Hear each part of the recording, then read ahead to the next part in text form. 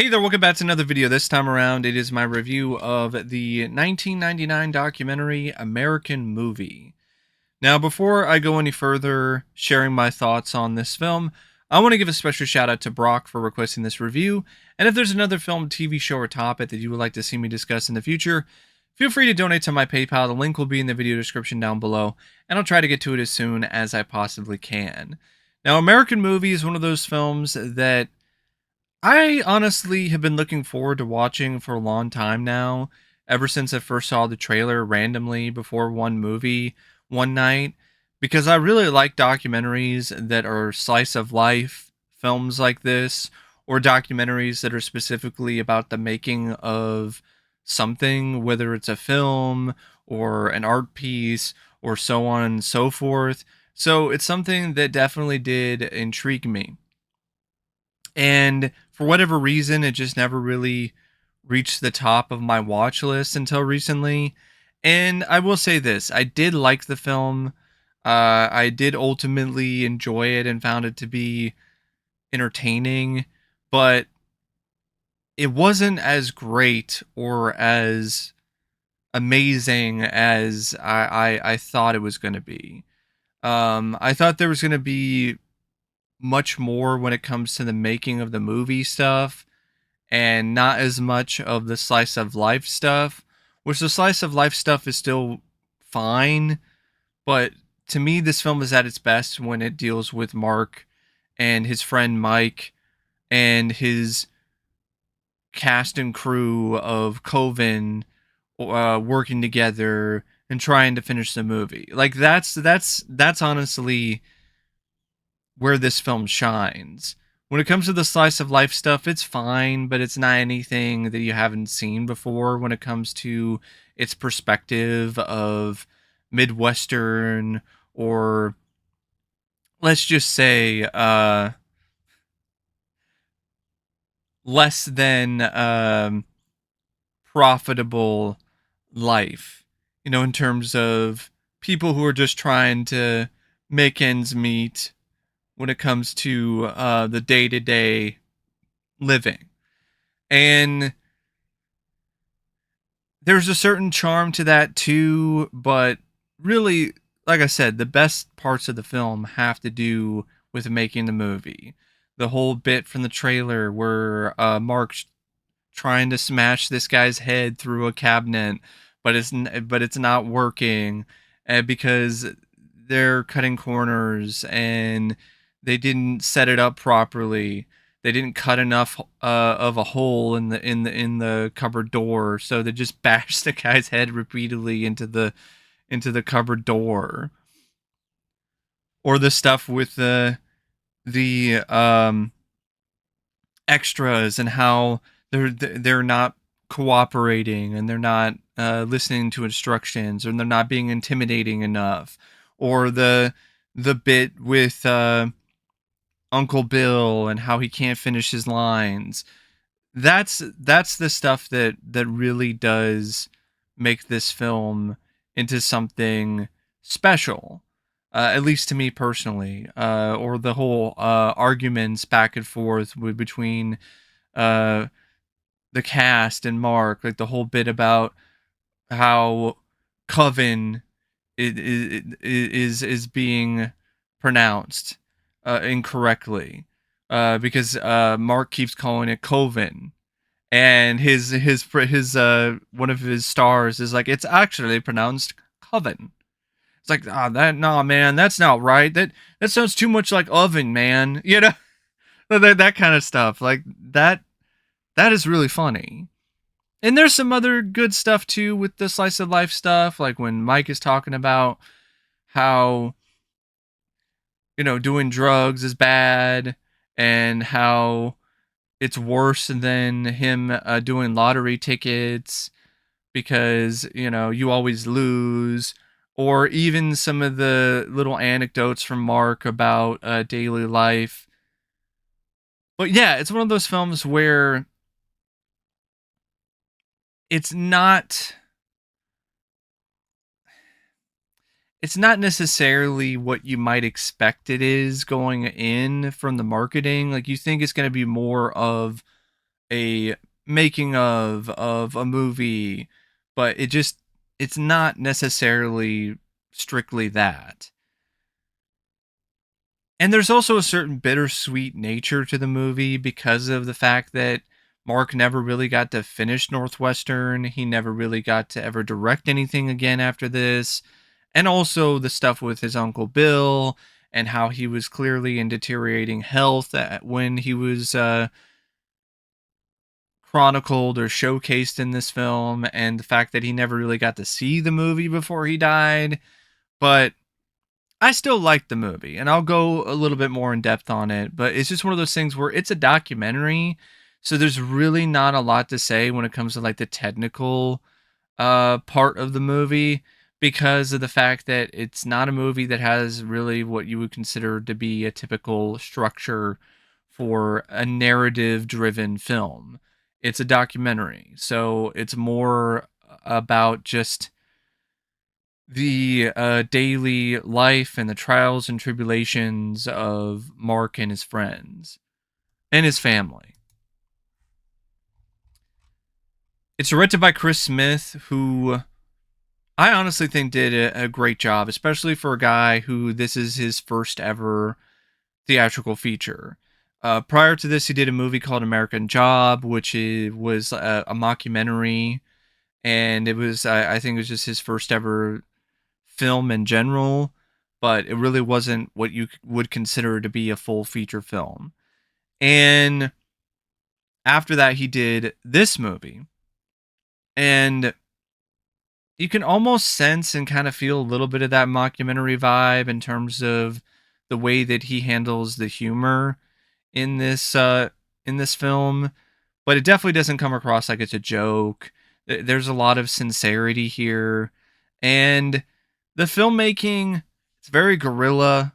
It's very stripped down, very real, very raw. But I think that honestly is what works the best for this kind of film. There's really not a lot of shots from a directorial standpoint that are that ambitious or that impressive. It's a documentary that pretty much is just sticking to the norm here, trying to go aim more for realism than anything else. And so that makes it a documentary that, from a visual perspective, isn't anything that's particularly awesome.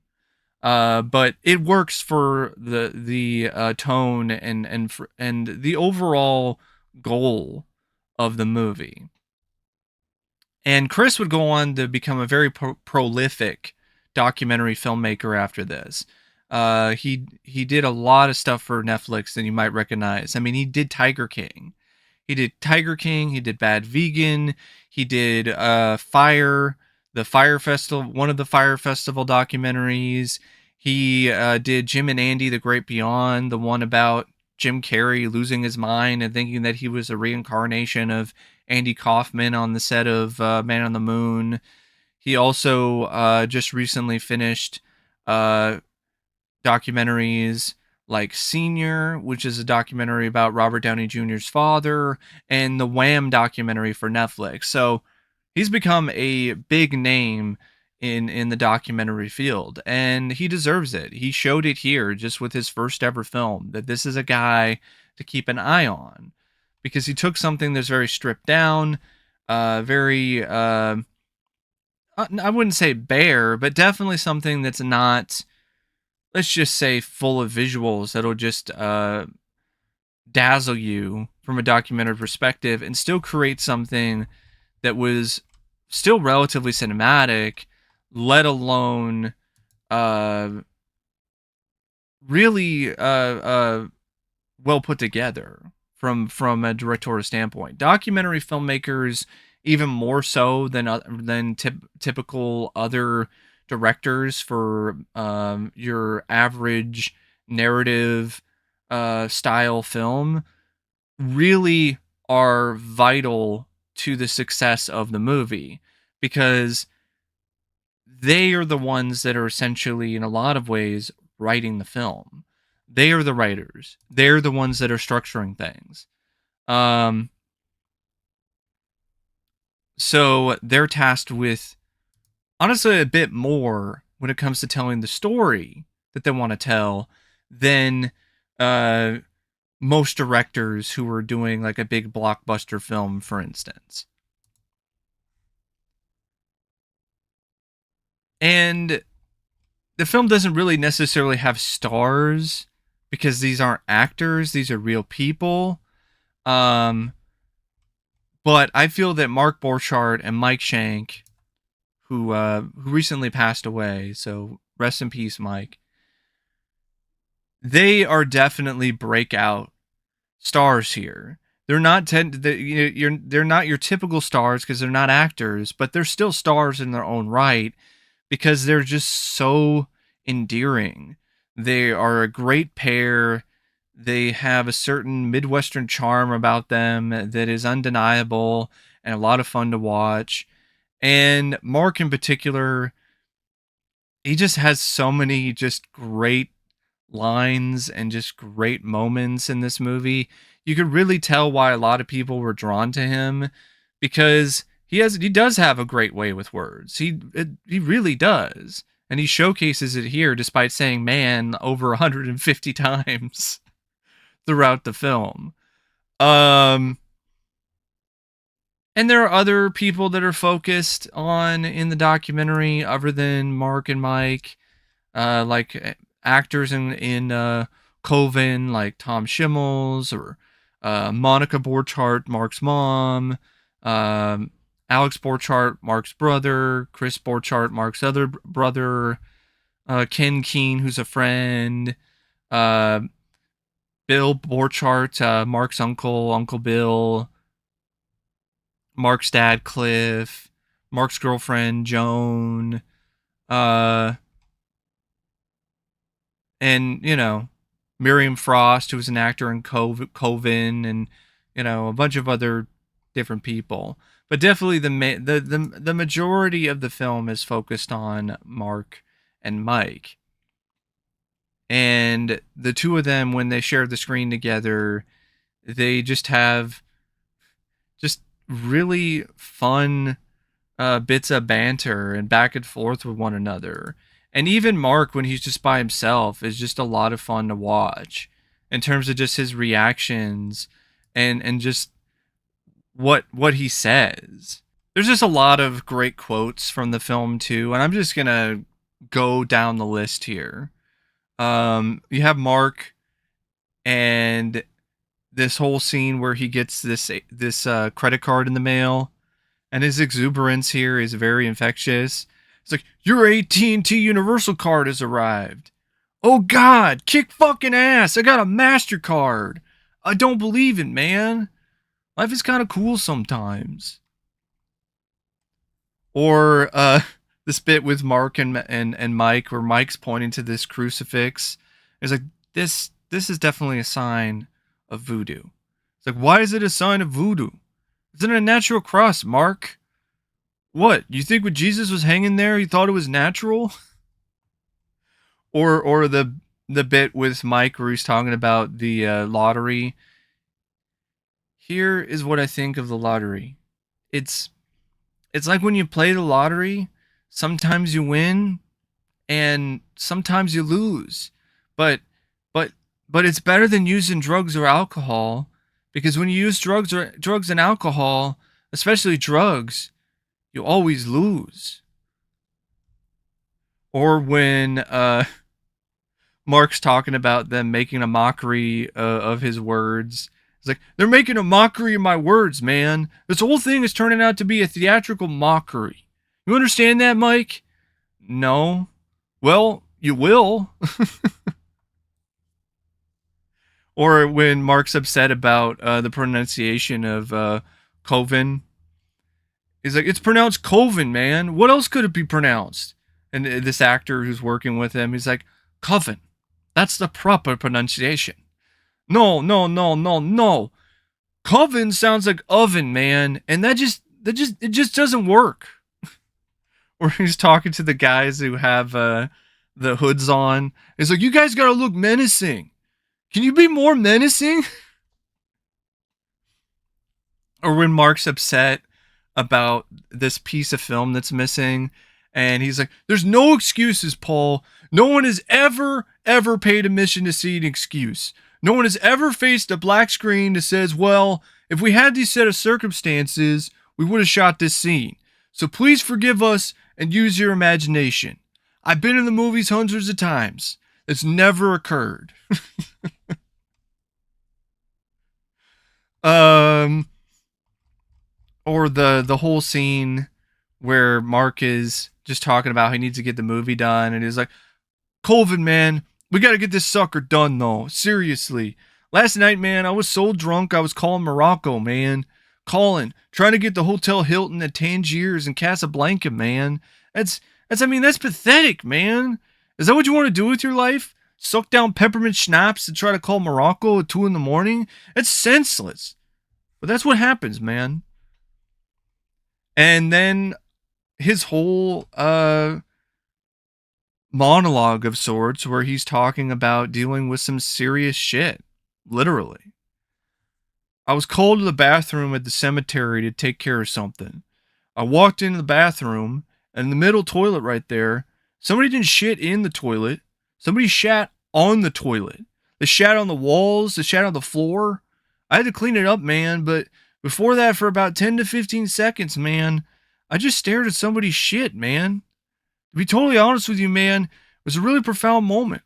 Because I was thinking, I'm 30 years old, and in about 10 seconds, I gotta start cleaning up somebody's shit. Yeah, it's just chock full of great quotes and just moments that definitely are pretty iconic. And they stick with you. And I could see why a lot of people really like this film for that reason alone. I mean, even some of the stuff like when they're doing auditions or they're just doing test runs for this radio show or they're shooting ADR they're recording ADR, they're recording screams, like that whole bit where they're recording screams for Coven and Mike does this just blood-curdling scream and then, and then Mark reacts in the most just not necessarily unexpected, but just the most endearing and just lovable way to his friend's just admittedly impressive scream. He's speechless for a second and then he's like, that was wicked, man.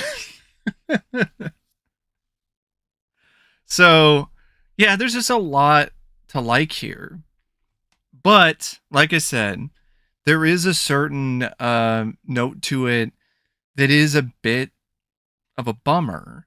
And that does kind of take you out of the film a little bit when it comes to like the entertainment factor, the realism of things in terms of the financial situation that Mark and Mike are in, the stuff with Uncle Bill and how he used to be this scholar, this guy who was incredibly intelligent and smart and witty, and because of his health issues, that's all gone now, and that's really tragic and sad. He can barely even finish the sentence half the time.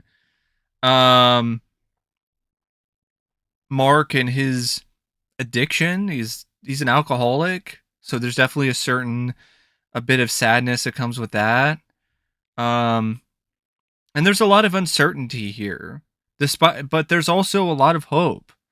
But that's honestly in hindsight kind of dashed because of what happened after American Movie. So that kind of hurts a little bit of the watchability or the rewatchability factor for me because the same hope that Mark and Mike, they'll find a way to get out of the small town and go on to bigger and brighter things doesn't ever happen. So that adds a lot of bittersweet tones to the movie. And I really don't know what else to say about the film in terms of like the technical standpoint. Like I said, it's a documentary, so it's not one of those films that features a lot of technical aspects that are just gonna blow you away. I mean, it's well shot. by the director. I think he was also the cinematographer. I'm not 100% sure, but there does have some nice looking cinematography shots of the town and everything, and the setting. The editing is pretty good. Definitely flows well when it comes to how the movie plays out. And I especially like how Mark's short films are spliced into the film. And speaking of those, like the short films are actually pretty good for low budget movies that some guy made for fun with his friends and his family. I've seen far less impressive work from filmmakers who are still working today or actually got films made. Like Fred Olen Ray, like some of his earlier stuff, like The Alien Dead, like that's a 10 times worse looking than any of these short films that Mark did. And speaking of the short films, I did see Coven as well, because that was included as a special feature on this DVD. And I didn't mind it. Didn't love it, but I thought it was a pretty decent short film. Had some good bits of atmosphere. The black and white photography was definitely pretty striking. I even thought like the musical score was pretty creepy. The acting, not that bad. And Mark definitely had a flair and a style that was all his own as a director. And you could see talent there. And that's what makes it all the more bittersweet, is because you can see that he not only has passion for doing this, but he has genuine talent. And to see that ultimately not really come to fruition, not really come to the surface, not really be fully utilized, it is a bit of a letdown. But that's not really something that I blame the film for. It only was able to focus on what it could, which was what was happening at that very moment. But yeah, I don't really know what else to say about American Movie, except if the trailer does intrigue you, if it does look like it might be worth a watch, I definitely do recommend it.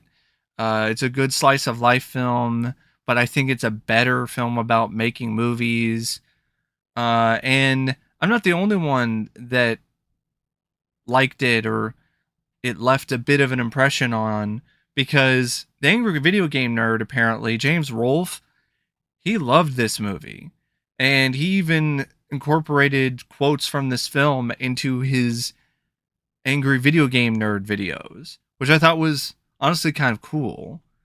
Um, but yeah, it's one of those movies that I don't think is, I don't think it's like two thumbs up. I think it's a good movie, but I don't think it's great. Mainly because of the stuff that isn't necessarily as interesting to me as other aspects of the movie. But it's still a really solid, really well done, really well put together documentary. And yeah, that's my thoughts on American Movie. And until next time, I'll see you later. See ya.